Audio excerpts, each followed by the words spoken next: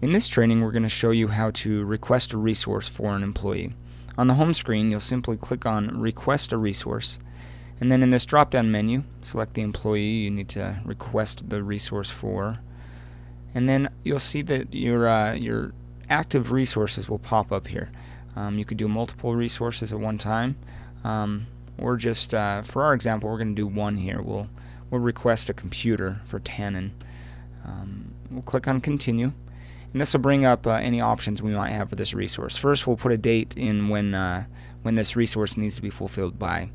Click on the calendar here. We'll say this needs to be fulfilled by July 26th. This is going to be a laptop, and if there's any additional comments here, you can add those here. We don't really have any, so we'll just submit this, and it will automatically be sent to whoever the fulfiller is for that resource, depending on how that resource was set up. Or if that resource has a workflow, it'll begin that workflow process.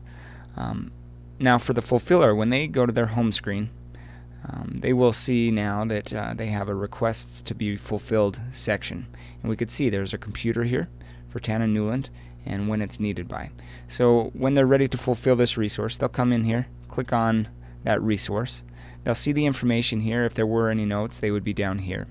Now they have an option to either edit this resource, and it would basically just bring up the screen that the requester had, and they can add some information to it. They can change it to a desktop if they feel the need to.